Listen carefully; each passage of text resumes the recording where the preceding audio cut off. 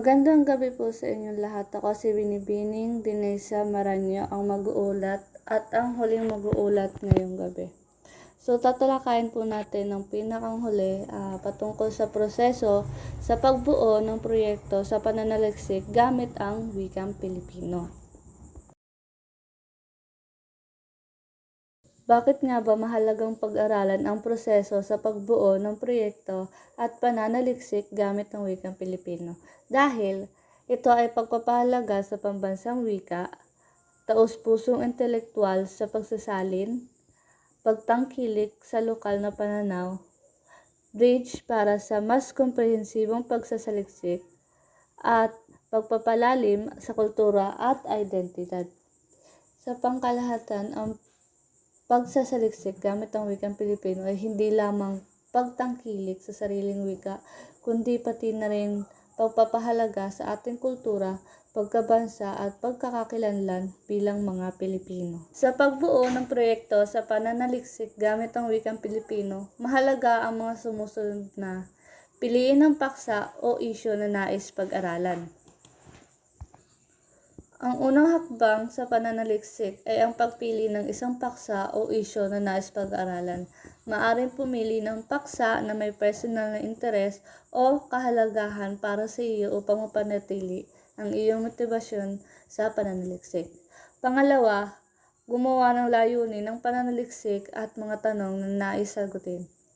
Magsimula sa pagtukoy ng layunin ng pananaliksik o ang layuning nais makamit sa pag-aaral.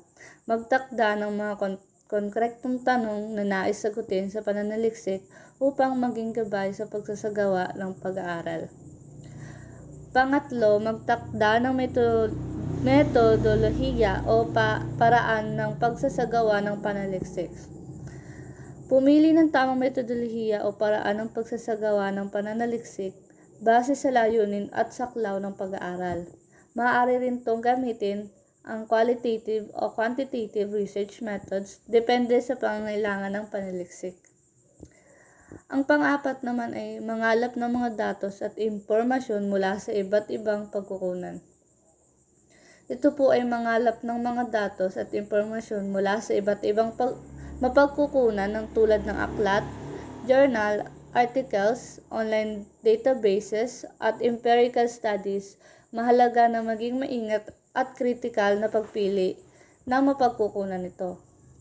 Panglima, estratehiya sa pagsusuri at interpretasyon ng mga natipon na datos. Sa bahaging ito, suriin at interpretahin ang mga natipon na datos at impormasyon. Magtakda ng mga paraan at pamamaraan sa pagsusuri ng datos upang mas maunawaan ang mga kinalabasan ng pananaliksik. At ang huli, pang-anim, ilahad ang mga natuklasan sa pamamagitan ng pagsulat ng ulat o papel sa pananaliksik. Dito po ay isalin ang mga natuklasan at resulta ng pananaliksik sa isang ulat o papel na pananaliksik. Istruktura ang papel ayon sa tiyak na formato ng pananaliksik at tukuyin ang mga findings, conclusion at recommendations na nakuha mula sa pag-aaral.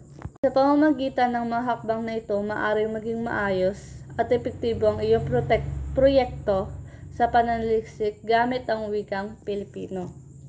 Yun lang po. Maraming salamat.